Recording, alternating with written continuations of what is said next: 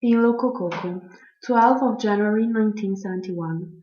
I've never known anyone who was not frightened of Chanel, even the glossiest editors of the glossy magazines. It is said that Chanel should have died just 2 weeks before the Paris Spring Collection's being.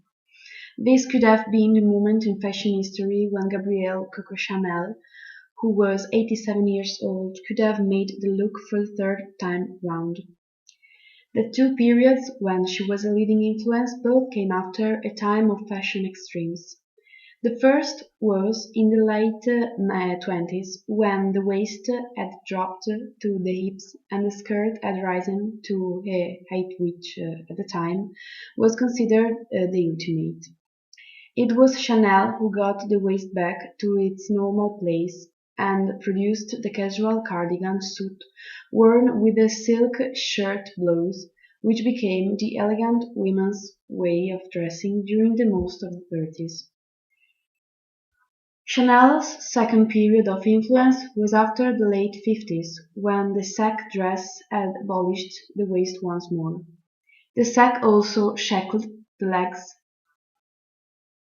At its most extreme, it was worn into a tight band just at the knee, making it almost impossible to walk upstairs.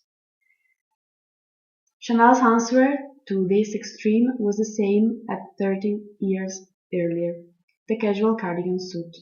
Once more this became the elegant women's uniform, copied by every ready-to-wear maker in Western Hemisphere. And now, in 1971, one could anticipate a third Chanel period, a reaction to normality after the extremes of Mini and Maxi.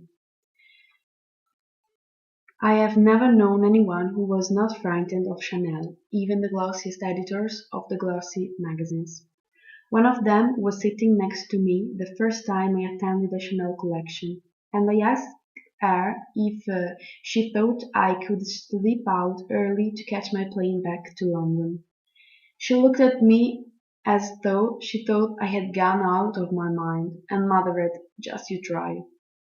Press deadlines or a condition of faintness throughout the heat in the saloon were useless excuses. In her personal life, Coco Chanel has been a lonely legend since the war, living in the suite in the Ritz where she died.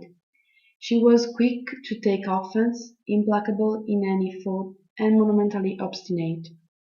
For example, in these last years, she has always waited until Pierre Cardin announced the day of his press opening, and then announced hers for the same day at the same hour.